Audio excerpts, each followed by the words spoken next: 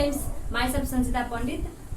आजको हाम्रो मेडिकल टपिकहरुमा रहेको छ हर्मोन्सहरुको बारेमा। यो हर्मोन्सहरुले चाहिँ स्पर्मेटोजेनेसिस र ओजेनेसिसमा कसरी काम गर्दछ भन्ने बारेमा चाहिँ आज हामी पढौँ। फर्स्टमा चाहिँ hormonal control on the oogenesis, त्यसपछि हार्मोनल कन्ट्रोल अन द स्पर्मेटोजेनेसिसको बारेमा चाहिँ आज हामी डिस्कस गरौँ। फर्स्टमा हेरौँ यो। अब हामी हेरौँ चाहिँ हार्मोनल कन्ट्रोल अन द ओजेनेसिसको बारेमा। फर्स्टमा के हुन्छ, हाइपोथालमस। हाम्रो बडीमा सबैलाई थाहा छ, हाम्रो बडीमा जति पनि फङ्सनहरु कामहरु भइरहेको छ त्यसमा सबभन्दा बढी इम्पोर्टेन्ट र मेन भूमिका चाहिँ हाइपोथालमसले नै खेलेको हुन्छ सबैमा। सो यसलाई हामी चाहिँ फादर, ग्रेट फादर पनि भन्न सकिन्छ यसलाई, यो हर्मोनलाई चाहिँ चिन्नको लागि, किनभने यसले नै सबै भूमिका खेलिरहेको छ। त्यसपछि यसको फादर भनेर पिट्युटरी, एन्टेरियर पिट्युटरीलाई लिएको छ, जस्ट बुझ्नको लागि हो यो। त्यसपछि के गर्छ हाम्रो बडीमा, यो ओजेनेसिस प्रोसेसमा हाइपोथालमसले गोनाडोट्रोफिन रिलिजिङ हर्मोन्सलाई चाहिँ रिलिज गर्छ। किन रिलिज गर्छ? यसले चाहिँ स्टिमुलेट गर्नको लागि, एन्टेरियर पिट्युटरी हर्मोनलाई चाहिँ स्टिमुलेट गर्नको लागि चाहिँ हाइपोथालमसले गोनाडोट्रोफिन हर्मोन चाहिँ रिलिज गर्छ। त्यसपछि के हुन्छ, एन्टेरियर पिट्युटरी स्टिमुलेट भएर एन्टेरियर पिट्युटरीले चाहिँ दुईवटा गोनाडोट्रोफिन हर्मोन्सहरु निकाल्छ। त्यो हो एफएसएस र एलएच, दुईटा हर्मोन निकाल्छ एन्टेरियर पिट्युटरीले, एफएसएस र एलएच, फोलिकल स्टिमुलेटिङ हर्मोन र ल्युटिनाइजिङ हर्मोन। यो चाहिँ ओभरीमा, यसको काम, मेन काम के हुन्छ एफएसएस को,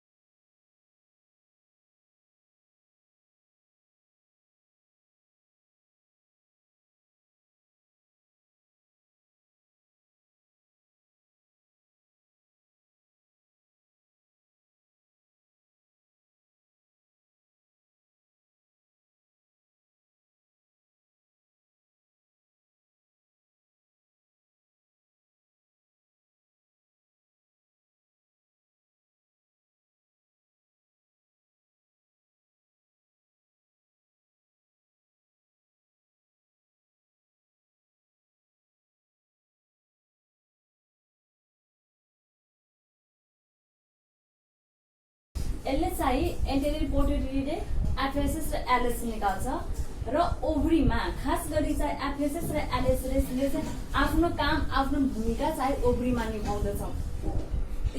एफएसएस के गर्दछ, follicular growth and maturation of the oocyte. ओजेनेसिसमा चाहिँ ओसाइटहरु, प्राइमरी ओसाइट, सेकेन्डरी ओसाइटहरु कसरी बन्दछ त्यसमा चाहिँ आफ्नो मेन चाहिँ इम्पोर्टेन्ट रोल खेलेको छ।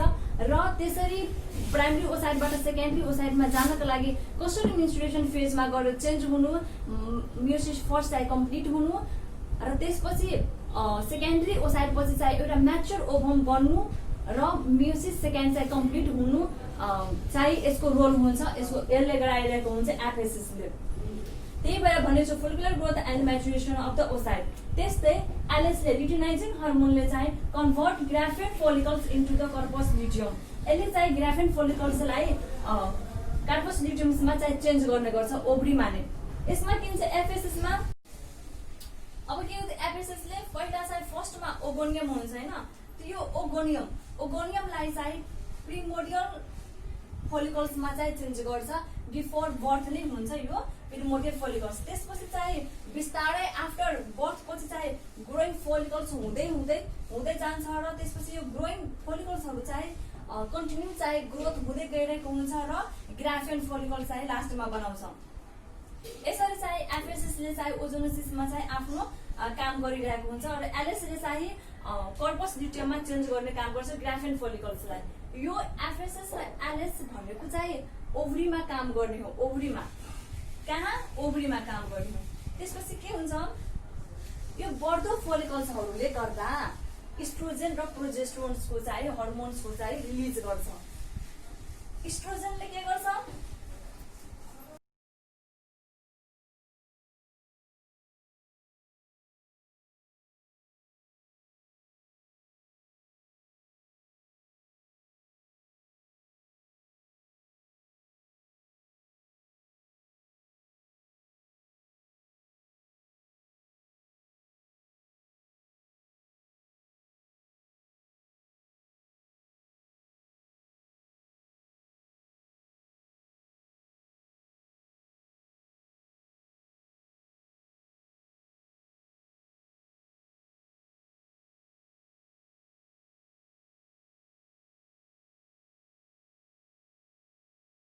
अब चाहिँ एफएसएस र एलएस को कारणले ओभरीमा जुन चेन्जेसहरू आउँछ त्यसले और ग्रोइङ फोलिकल्सहरूको कारणले चाहिँ इस्ट्रोजन र प्रोजेस्टेरोनको रिलिज हुन्छ र इस्ट्रोजनले के गर्छ इस्ट्रोजनको high concentration and the LH cause ovulation यो एलएसले ओभुलेसन गराउने गर्दछ र यसको हाई कन्सन्ट्रेसन हुनका लागि इस्ट्रोजनको हाई कन्सन्ट्रेसन हुनका लागि इस्ट्रोजनले के गर्छ इन्फर्मेसन दिन्छ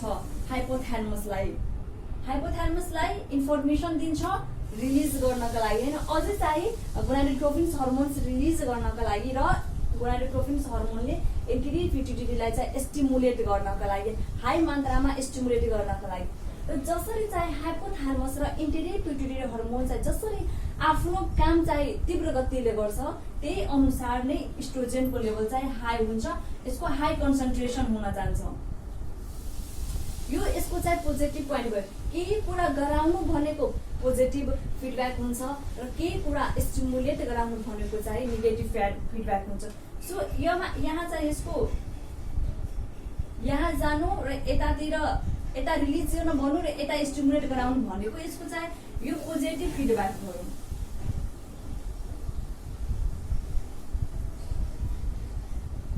पोजिटिभ फिडब्याक भयो र इस्ट्रोजनको लेभल अब हाईमा छ एकदम हाई भयो भने चाहिँ ओभुलेसन पनि हुन गाह्रो हुन्छ र अरू पनि हुन सक्दैन त्यही भएर अब हाई भयो भने यसको कन्सन्ट्रेसन चाहिँ लो गर्नको लागि यसले अब सेम काम गर्छ यसलाई चाहिँ हाइपोथ्यालमसलाई इन्फर्मेसन पठाउँछ नि च्यानलद्वारा यसले चाहिँ एलएचले चाहिँ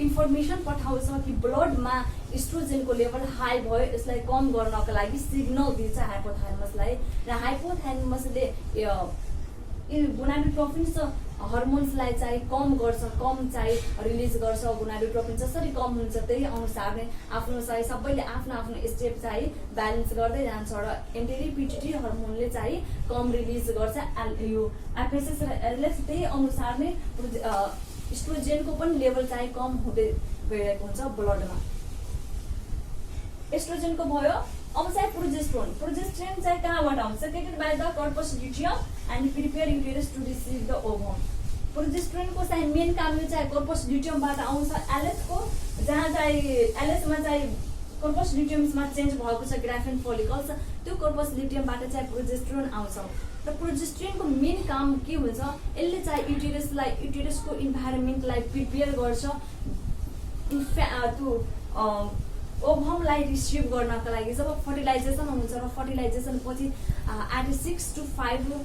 एट 5 to 6 विक्समा जुन चाहिँ इम्प्लान्टेसन हुन्छ युटेरसमा त्यतिखेर इम्प्लान्टेसन हुनुभन्दा पहिला नै युटेरसलाई प्रिपेयर गरेर राख्छ युटेरसको इन्भाइरोमेन्टलाई प्रिपेयर गरेर राख्छ त्यो अनुसारको चाहिँ इन्भाइरोमेन्ट बनाउँछ र ओभमलाई चाहिँ रिसिभ गर्छ यसको प्रोजेस्टेरोनको चाहिँ मेन काम यो भयो त्यसपछि यो इस्ट्रोजन र प्रोजेस्टेरोनको मेन काम कहाँ हुन्छ यो चाहिँ युटेरसमा हुन्छ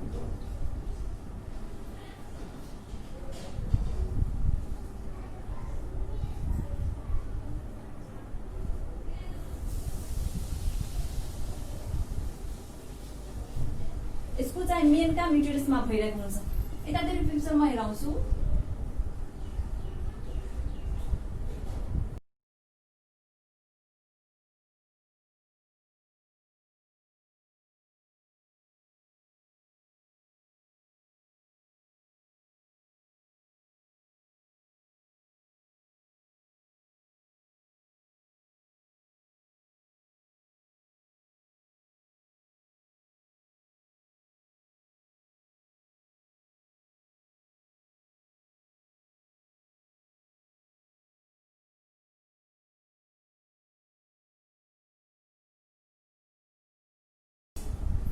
ओभरीमा एफएसएस र एलएसएस चाहिँ मेन ओभरीमा काम गर्छ र इस्ट्रोजन प्रोजेस्टेरोन चाहिँ युटेरसमा चाहिँ काम गर्छ यदि थियो हाम्रो हर्मोन्सहरू जुन चाहिँ ओजेनेसिस प्रोसेसमा चाहिँ काम गर्छ यसमा मेन चाहिँ एफएसएस एलएस इस्ट्रोजन प्रोजेस्टेरोन र यसलाई चाहिँ इन्फ्लुएन्स गर्नको लागि हाइपोथ्यालमस र एन्टिरी पिट्युटरीले मेन भूमिका चाहिँ खेलेको हुन्छ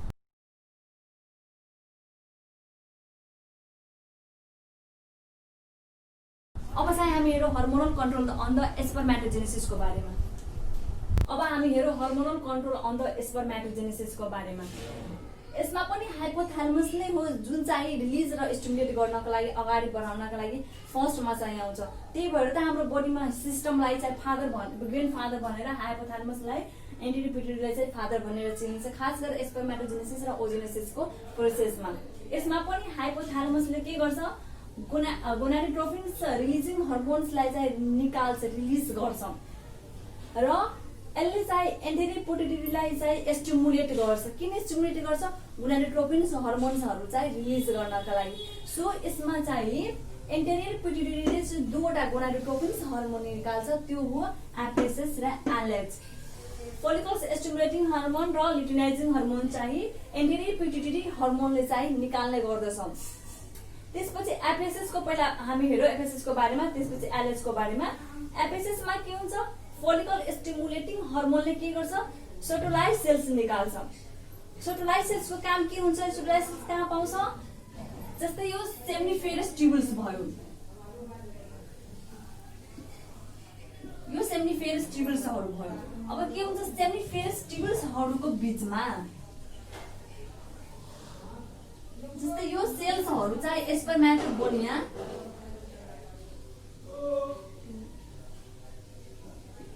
यो चाहिँ स्पर्मेटोगोनिया भएर यसको भित्रमा नै चाहिँ सेम्निफेरस ट्युबल्सको भित्रमा एउटा बेग्लै खालको स्ट्रक्चर हुन्छ जुन चाहिँ सेटोलाइज सेल हुन्छ।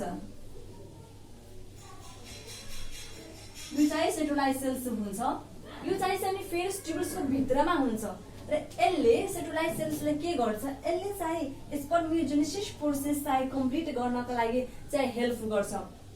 स्पर्मियोजेनेसिस प्रोसेसमा के हुन्छ? स्पर्मेटिड्सबाट चाहिँ स्पर्म बन्छ।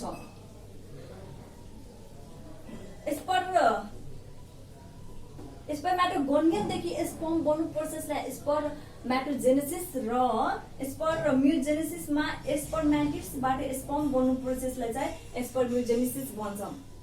यो प्रोसेसलाई अगाडि बढाउने काम चाहिँ सेटोलाइज सेल्सको हुन्छ। त्यस्तै अब चाहिँ यो साइड लुटिनाइजिङ हर्मोनमा हेरौँ। लुटिनाइजिङ हर्मोनमा चाहिँ यसले चाहिँ मेन के निकाल्ने गर्दछ? लिडिङ सेल्स चाहिँ निकाल्ने काम गर्दछ लुटिनाइजिङ हर्मोनले। लिडिङ सेल कहाँ पाउँछ? यो लिडिङ सेल चाहिँ अब यो सबै चाहिँ सेमिफेरस ट्युबल्सहरू भयो र सेमिफेरस ट्युबल्सहरूको बीचमा जस्तै यो फ्लुट लाइक स्ट्रक्चर्स हुन्छ, त्यसलाई चाहिँ लिडिङ सेल्स भन्छ। यसलाई चाहिँ ट्युबल्सहरूको बीचमा हुने सेल्सलाई चाहिँ लिडिङ सेल्स भन्छ र सेमिफेरस ट्युबल्सको भित्रमा चाहिँ हुनेलाई सेटोलाइज सेल्स भन्छ। यही हो। अब लिडिङ सेल्सले के गर्छ? एन्ड्रोजेन्स निकाल्छ, जुन चाहिँ स्पर्मेटोजेनेसिसको लागि एकदम इम्पोर्टेन्ट हुन्छ। सबभन्दा बढी चाहिँ इम्पोर्टेन्ट यसको हुन्छ मेल बडीमा, किनभने एन्ड्रोजेन्स भनेको टेस्टोस्टेरोनले गर्दा नै चाहिँ मेल बडीमा जुङ्गादारी आउनु, मसल्सहरू स्ट्रङ हुनु, बोनहरू चाहिँ स्ट्रङ हुनु, हाइटहरू चाहिँ लामो बढ्नु, ग्रोथ हर्मोन्सहरू चाहिँ इन्क्रिज गर्नु, सबै चाहिँ यस्तो एन्ड्रोजनको कामले हुन्छ मेलमा। बडी चाहिँ सबभन्दा बढी इम्पोर्टेन्ट, त्यही भएर चाहिँ टेस्टोस्टेरोन्सलाई मेलमा चाहिँ मेन हर्मोन भनेर चाहिँ चिनिन्छ।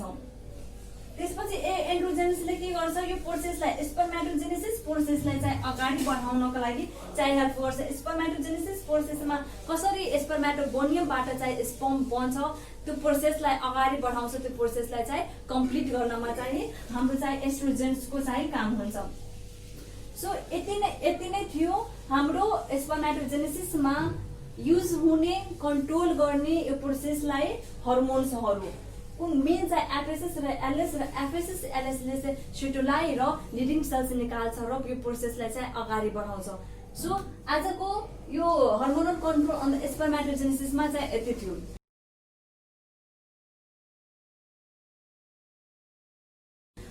आज चाहिँ हामी बढी spermatogenesis hormonal control on the spermatogenesis and the ओजेनेसिसको बारेमा यति थियो।